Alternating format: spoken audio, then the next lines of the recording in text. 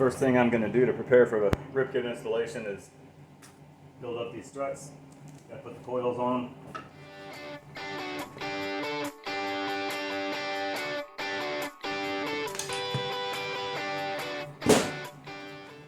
Be mindful they do have a nut down on the box with them just loose.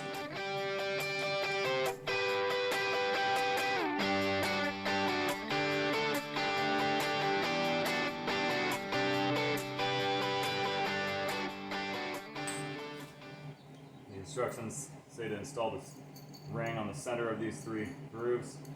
I don't know if you could install it on a lower one and provide a little bit more pressure or lift on the coil or not.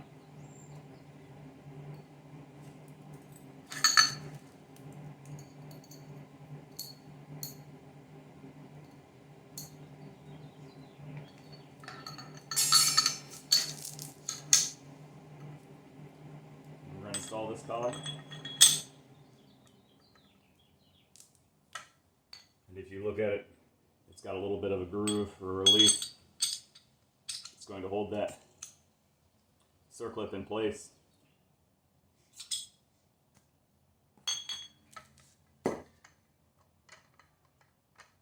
We're going to install a coil. They do not appear to be directional.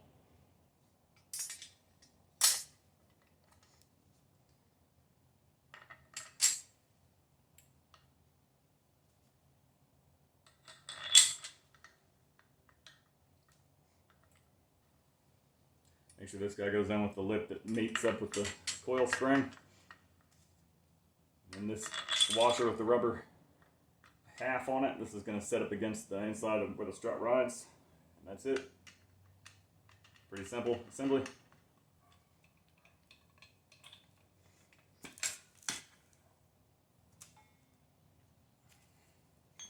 So again, we got the circlip on the middle of the 3 grooves. Relief goes towards the part of the strut here so that it doesn't, otherwise it won't go down all the way.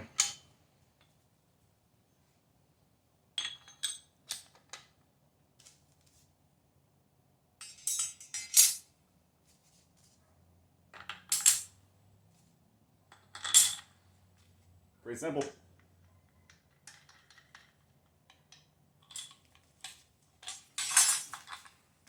As long as we're here, we'll go ahead and unbox these box rear shocks. A sticker, 2 of them.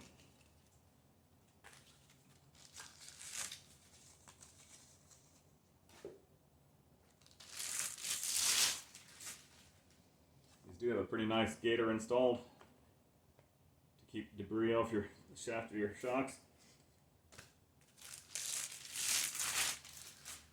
Pretty lightweight. We'll have to see how they hold up. This is my first pair of Fox shocks. I have used Bilstein on many vehicles in the past though, and I've been pleased with them. So, next thing we're going to do is stage the van and get it ready to jack. And we're going to get started on the install tomorrow.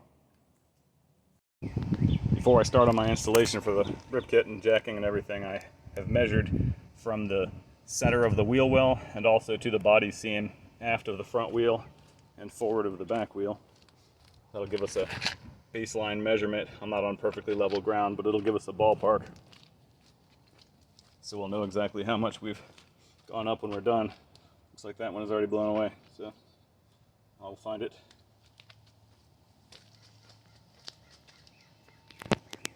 I'm going to be installing the front struts for the Agile rib kit today and the wheel spacers. Spared you pulling the wheel off. Hopefully you can already get that far. You do have jacking points up here in the front, and then spot for your jack inboard of the control arm there. Now first thing we're going to do is break loose the lower 2 bolts on the strut, then go up in the cab and break loose the upper. I've already done the other side. It was a little bit tricky to get in, so I ended up compressing it with a tie down strap. So let's get started here. Forgot to mention before you get started, make sure you take a scribe and scribe around the outline of your strut so you can preserve a little bit of the alignment. You're going to have to get an alignment regardless, because it's going to lift the front end an inch or 2 and you're not going to get it back perfect. So this will get you ballpark so you can get to the alignment shop without hopefully eating your tires.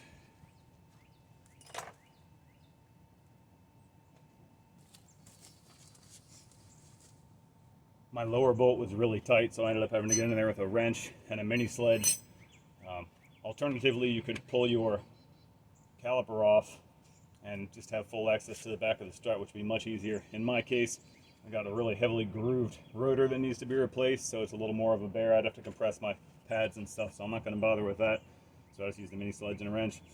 With those both broken loose, and again, marks scribed onto the strut to make sure you preserve a little bit of your alignment. Go ahead and disconnect your ABS sensor. And you've got a little tab right here, and this guy just slides right off of your strut. Get it out of the way. Don't want to replace any of that if it gets broken in the fray. You can go ahead and remove one of the two bolts, leave one in, and loose end you can take both the nuts off.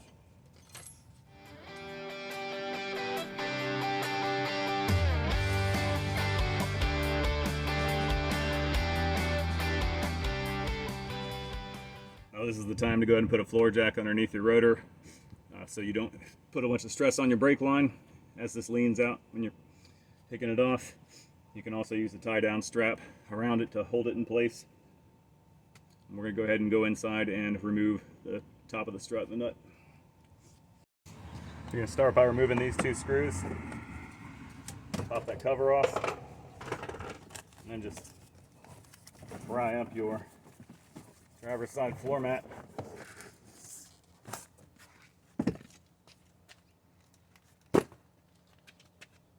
And that's it. You gained access to the top of your strut.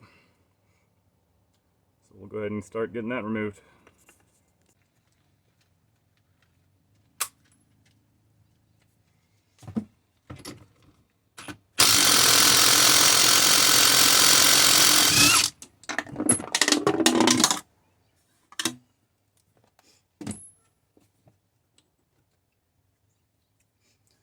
So after you take the top nut off there, you've got a spacer.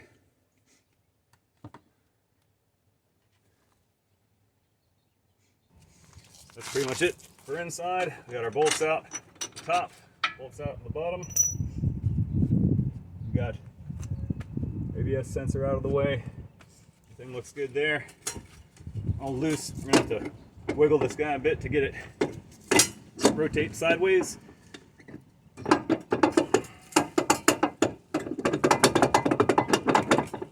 We just got to work it out of the upper bushing.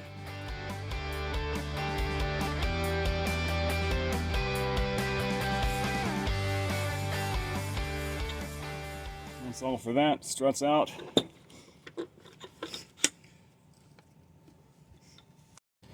I have no doubt there are 100 ways to do this, but I had a heck of a time on the other side getting it compressed enough to go in. And so using a small ratchet strap worked well enough to compress it and put it in, and it saves you beating up your brand new strut and damaging brake lines, etc. So I'm going to go ahead and do that. Show you what I did. It's a regular ratchet strap I had laying around. This one happens to have some quick releases on it for tying down a dirt bike, but you get the idea. One end in that side in the hook, and then looping around this side over the spring because I need to compress the spring a little bit as well.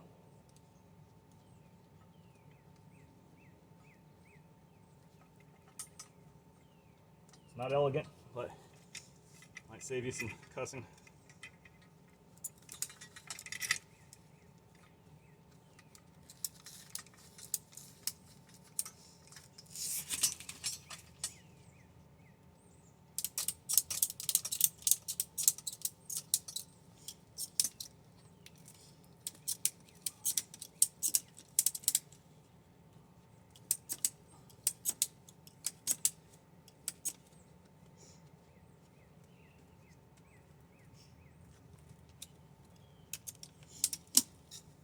Should be enough. Make sure you've got everything oriented correctly or you're going to be taking it out and doing it again.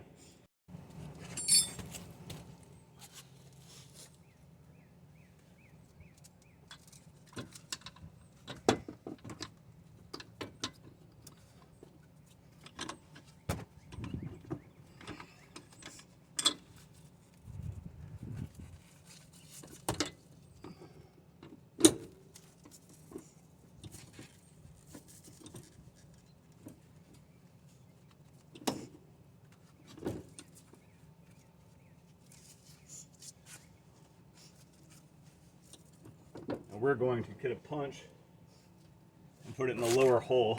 The upper hole is obviously taken by the tie down strap.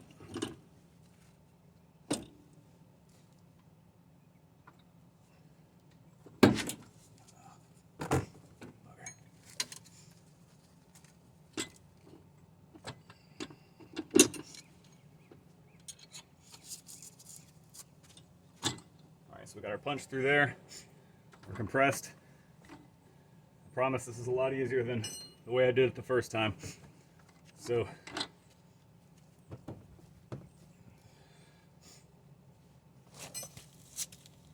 a little bit of pressure on my jack.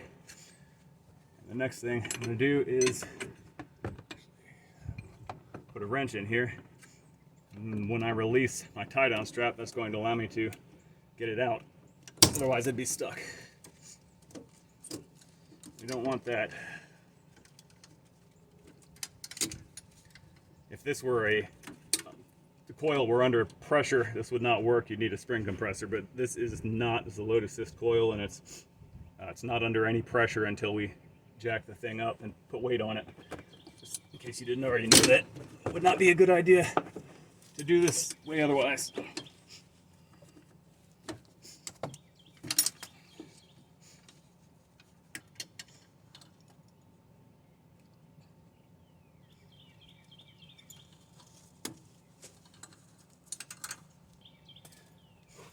So that went pretty smoothly. Takes a little bit of work to get the bolts back through because we've got a bit of tension on it now, and we don't want the top to fall back out again, of course. So it's a good idea right now to go ahead and get your punch all the way through.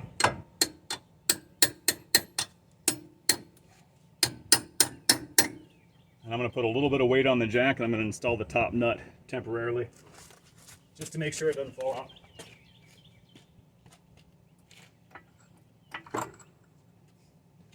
Of course, be very careful not to put enough weight on your jacks to where you're taking weight off the jack stand. All right, we've got the nut just barely installed up top, just to make sure we've got the top of the strut secure. Now I want to get a larger punch in to this top one.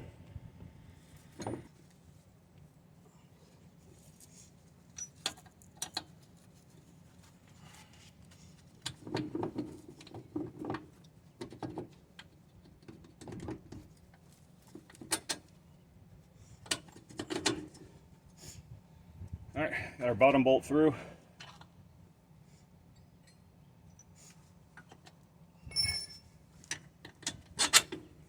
Top bolts in.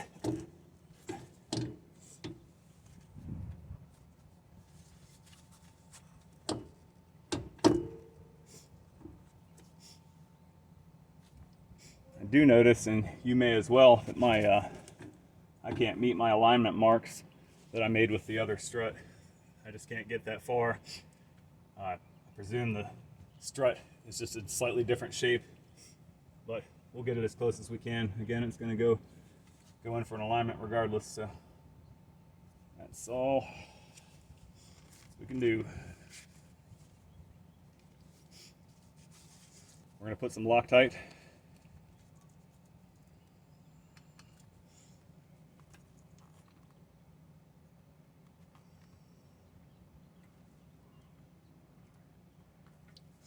I'm using blue, you could use red. I know I'm going to be taking this in for an alignment shortly, and I don't want to load it up with red Loctite.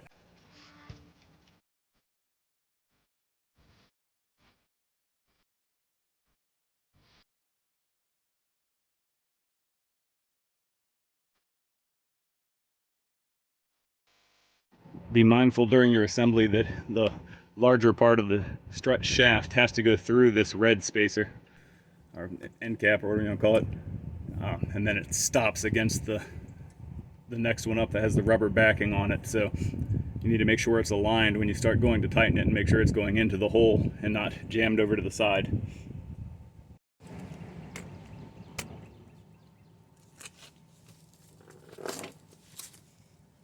So So up top, I've already gone ahead and drawn it down using the old nut so it doesn't damage the locking feature of the new nut. And I've drawn it down before I put the spacer, the washer that's up top on, and then reinstalled it all and cinched it up. It's not tightened. I don't have the torque specs for this right now. Probably just going to get everything real tight. I will have torque specs for the rear. They didn't have a good instruction set up for the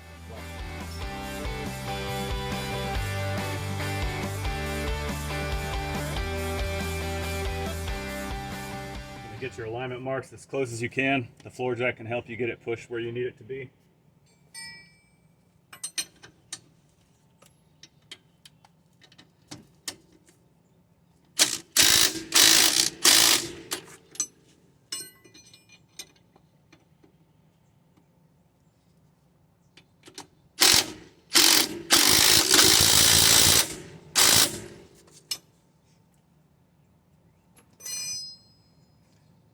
We are in with the strut. Go ahead and release pressure from your jack. These tabs have a tendency to get bent during shipping. Straighten it out a little bit. Go ahead and clip ABS stuff back up. Make sure it's engaged. Run the wire around the side, connect it.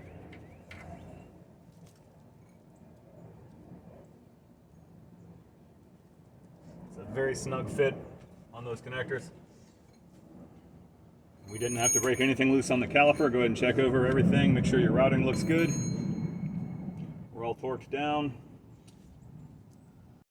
Now my alignment marks on the strut are not perfect. They're about maybe a 1/16 of an inch off. That's as close as I could get them. So again, this will be, have to go to the alignment shop regardless. So it should be close enough to get us there without chewing up the tires. I'm going to go ahead and tighten up the top nut fully. Make sure it's drawn in all the way.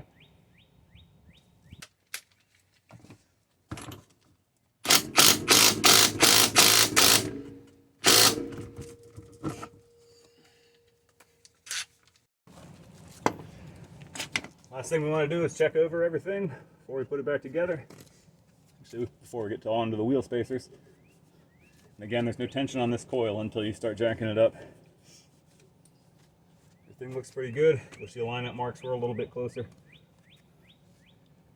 But that's it. That's everything we removed. My lines are secure. We can install our seal saver now.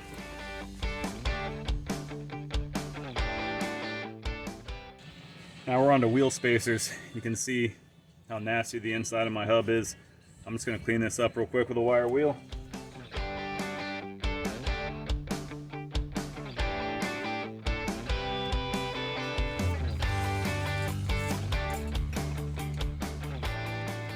I'm going to spray a little bit of Corrosion X inside the hub because I'm already in here, so why not? Make sure you don't get it on your brake. So the wheel spacers come with studs. I'm going to get 6 of them out. It also came with some red Loctite, pretty inclusive kit. Put a fair amount on there, and we're going to hand screw those in several turns. And repeat.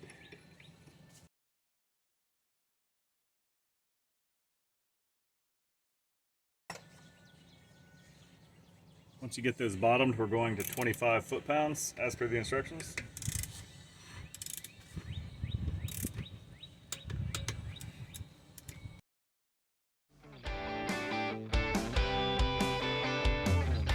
Again, per the instructions, we're going to put some anti-seize around the inside of your wheel spacer.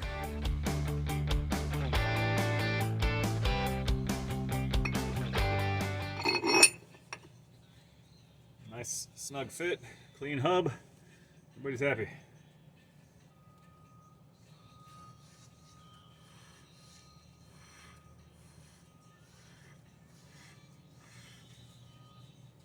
That should be it. Give everything a good look over and you can go ahead and put your jacket back under. I have since the jacking point is so high up in here, I don't have any jack stands that would get it high enough off the ground to have the wheel up. So what I did is jacked it up with the jack, pulled the wheel off, and then lowered it onto the jack stand. That also lets me work a little bit lower here. So, worked out. There's definitely a brake job in my future.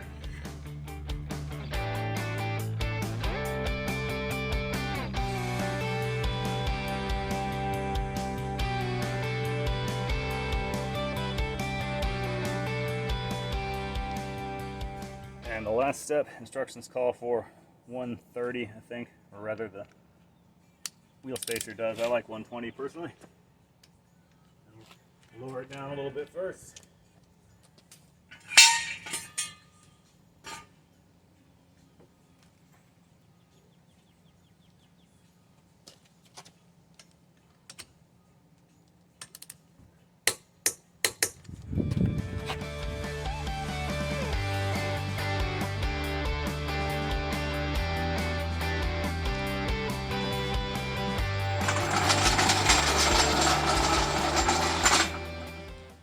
You can see after the installation I'm sitting up real high in the front. This is going to settle, so I'm going to take it around the block and turn the van around so I can go ahead and get started on the leaves and stuff in the rear. And once it's settled a little bit, we will remeasure and see what our lift is. I'm hoping for an inch and a half, just to get it back up to factory height or a little above, and obviously a firmer ride. Right now it's sitting up about as high as a 4x4 does, but we know it won't stay there.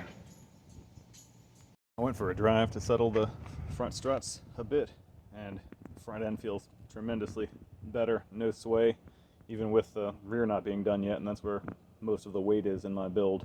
So it's going to be really good.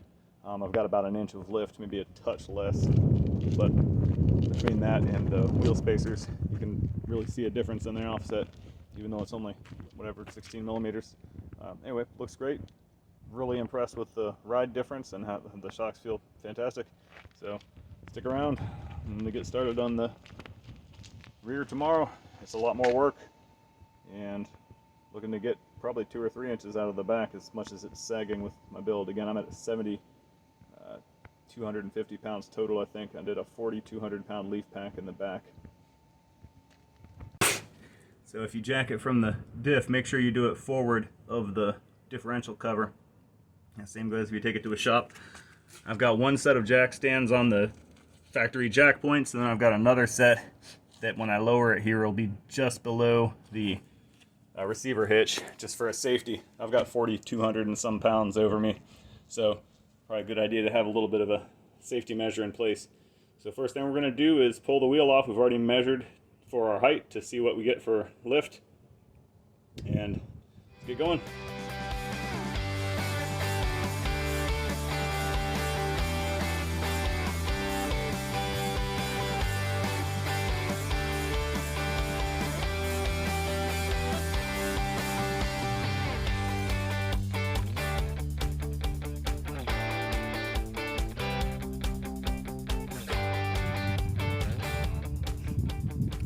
We've got the shocks off both sides, the sway bar end links off, loosened the parking brake from the rear end housing here. We're going to loosen the U-bolts on both sides. We're not going to take them all the way off both sides at the same time so the rear end doesn't roll around. We're just going to loosen them on both sides. And then I'm going to go ahead and change out the brake lines so that these aren't getting pulled on while we're doing the swap here.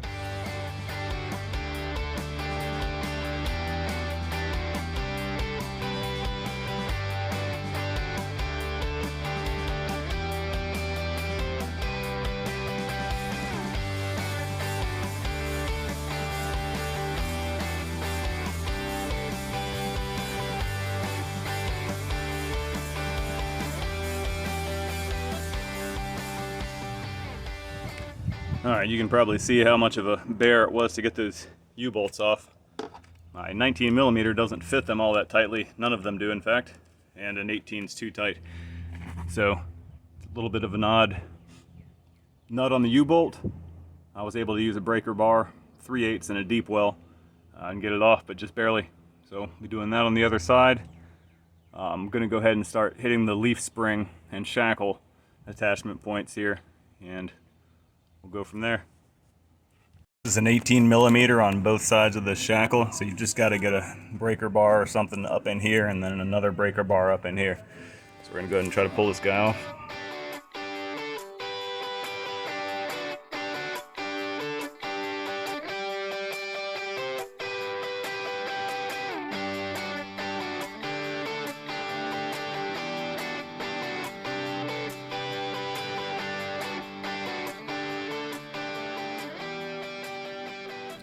We got all the bolts out, or not out, but the nuts are off of all the leaf spring attached bolts on both sides.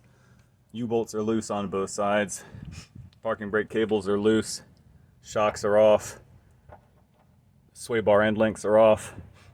So that pretty much leaves removing the U-bolt on one side fully and then driving the bolts out of the leaf. Now, it looks like my spare tire carrier, which for me is a 36-gallon water tank, might be in the way of removing the 6-inch long rear shackle bolt all the way out, which is going to be a bit of a pain in the butt because I've got to disconnect some water lines and stuff to drop my tank, but got to do what you got to do. So that's where we are. We're going to start working on that and see if I can get the leaf spring out of here without too much ado.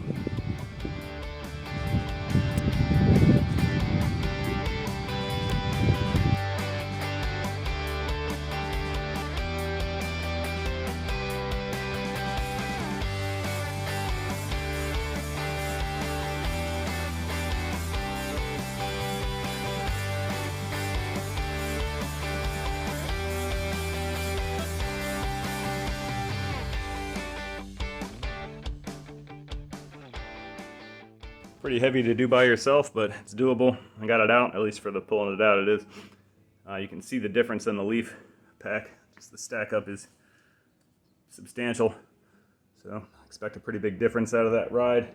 I've taken the cardboard box that the rip kit came in and just folded it up, cut it down and folded it up so I can avoid marring the hell out of the new spring on the way in. Not that it matters, it's going to be rusty in a few years anyway, but you can see the factory one held up remarkably well for me in 2019 Amazon van, so it's seen some miles. So I'm going to try to slowly feed the new spring in. Now, I want to be real careful of the brake line. I don't know if you could see it in the video, but it's easy to stress the old brake line on the way out, so probably a good idea to not replace it with the new braided one on the way out, especially if you're doing this by yourself. A real good way to lose a finger. But let's get started to see if we can get this guy fed in without too much trouble. Almost forgot to install the shackle.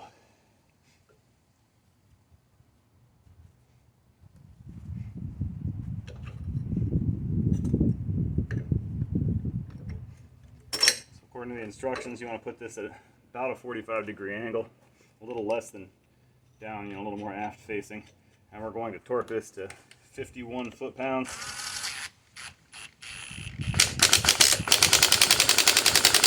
Right now I'm just snugging it up to hold it in place. We'll torque it to 51 foot-pounds on the first pass, and that wants 180 degrees of rotation.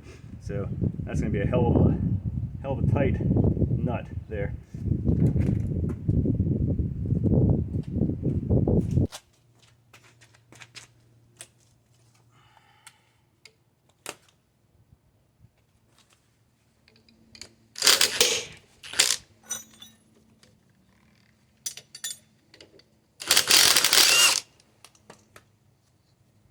Also, we're going to apply some red Loctite to the threads.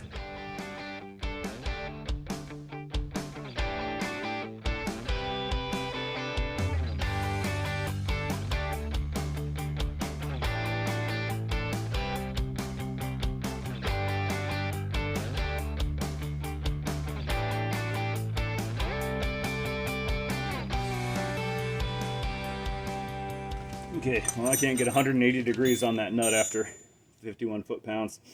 I got, maybe half of that. I can tell you that's way tighter than it was when I pulled it off, and it's got red Loctite on it, so I'm not concerned. Now we're going to try to feed this spring in there, which is going to be really difficult with one person, but we'll see what we can do.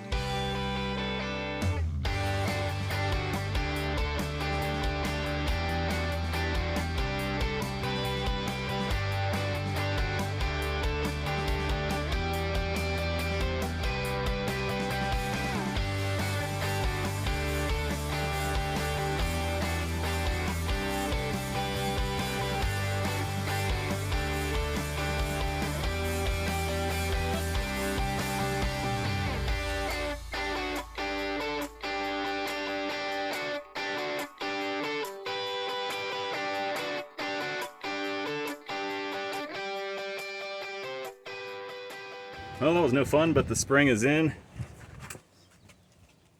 Just raising and lowering the rear end. A few different orientations worked out for me. Not terrible. Extremely heavy. It's probably double the weight of the original spring pack, so it's a bit unwieldy. I'm going to try to get the bolt in up front. I've got the new brake line installed just to stem the bleeding. I didn't have anything good to plug the line, so I've just got the new one installed. I will tighten it up the rest of the way later. We're going to put Loctite on the threads of pretty much all the bolts that go back in, so I'll mention them when we do.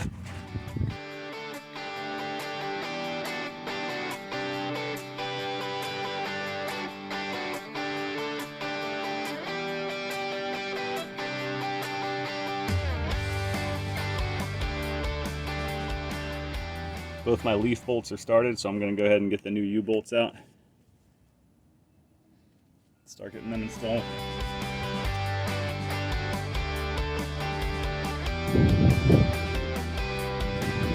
Put little anti-seize on the threads.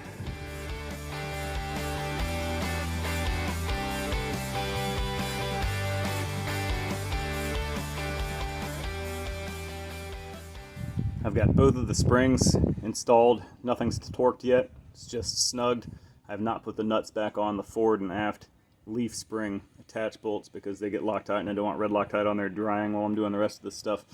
So next thing is we've got a little relocation bracket they've included. This drops the parking brake, the center where the parking brake cables both split off into the individual brake assemblies.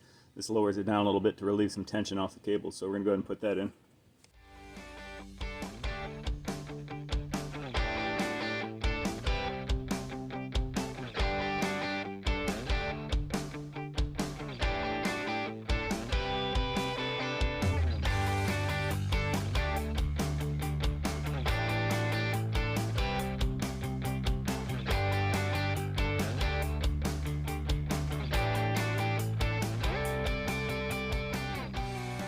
A pretty nice little bracket that they've got to lower your parking brake cables.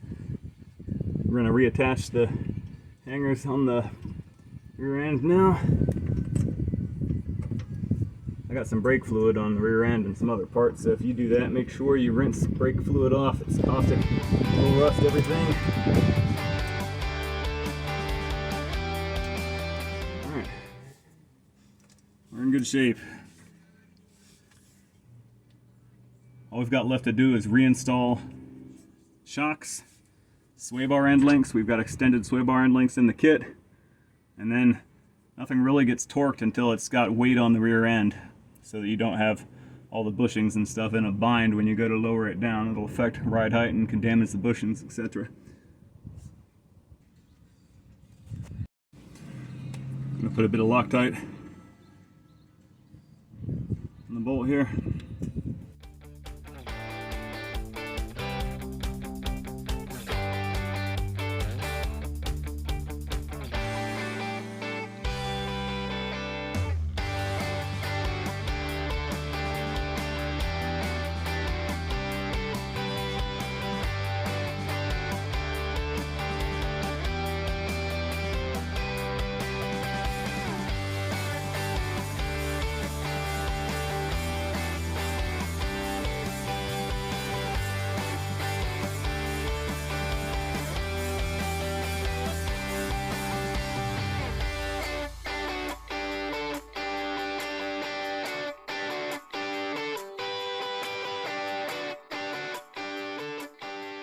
Well, that about does it for this side. We'll go ahead and get everything torqued after we catch up on the other side and look over everything. It looks good.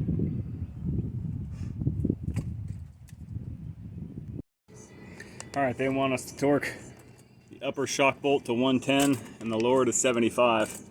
So some of this stuff you want to have weight on the vehicle, but I don't feel comfortable putting enough weight on my jack. It's going to unweight the jack stands, which is not a great idea, so I may do some of this stuff once I put the wheels back on and it's a little bit more steady.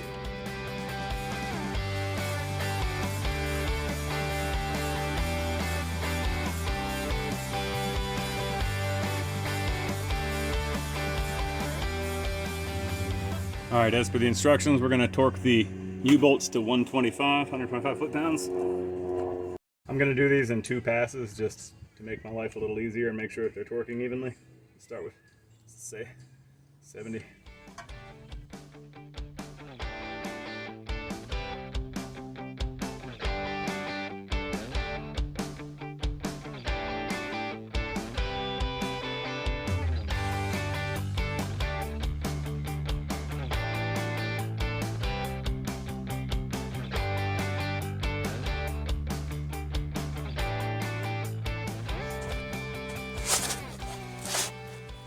All right, U-bolts are all torqued. We're gonna go ahead and bleed the brakes.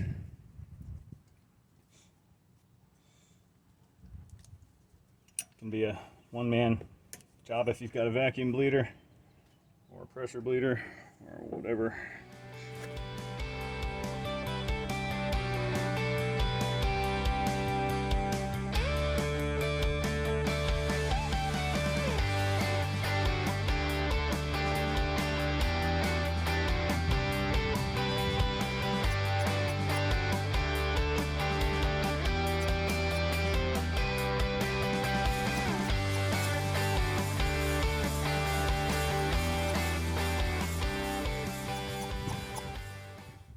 Feels like good, clean fluid now. So go ahead and take it off. And we should be good.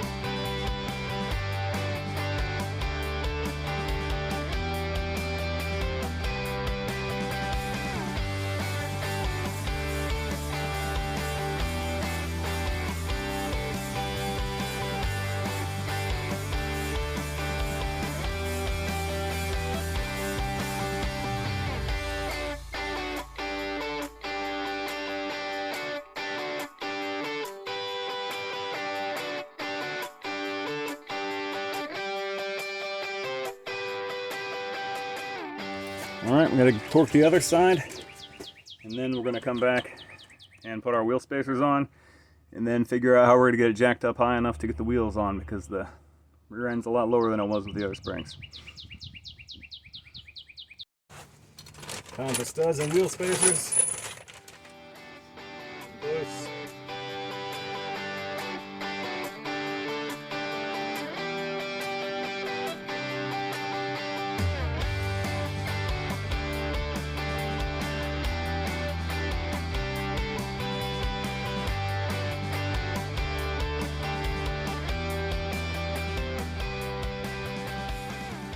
All right, we are done with everything I can think of. I'll consult the instructions one more time, but definitely go over. I'm gonna rinse off that brake fluid that I spilled. I've torqued the rear leaf, torqued the shackle, torqued the front leaf, torqued both U-bolts to 125 foot-pounds. I've tightened up my bleeder screws.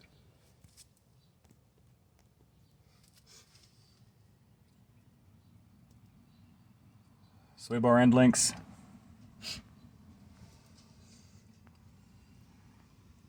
That should be just about everything we've got off. Shocks are torqued.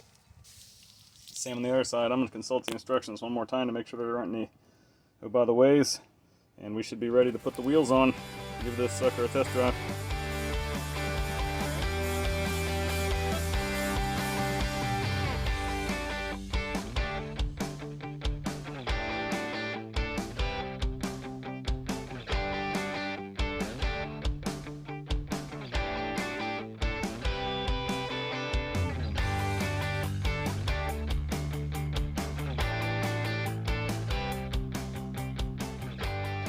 We are off jacks, and man, are we up high. Probably 35.5, 36 inches. I'm not going to bother measuring right now because it's going to settle quite a bit over the next few hundred miles. I am going to take it around the block, and then I'll put a quick measurement on here just to not leave you guys hanging. but suffice to say, it's way up there. Always be sure to torque all your suspension components down after a few hundred miles. 500 is the usual rule of thumb. Things do tend to loosen. You'd be surprised, U-bolts, all that stuff. So be smart, get in there and check it out. I'm going to go give this thing a test drive. Hope this video helps give you an idea what the rip kit's about and helps you install yours. If you're in a bind, if you got any questions, leave them in the comments, and subscribe to the channel if the video helped you out. Check out the camper build. Have a good one. I drove it around the block for the initial settle, and we're about 36.5 inches, and that's from 34 inches at the beginning, so we got about 2.5. It'll probably settle another ½ inch, maybe an inch. Final numbers up front are 12.75 at the seam and just under 35 at the top of the wheel arch there, so right about an inch of lift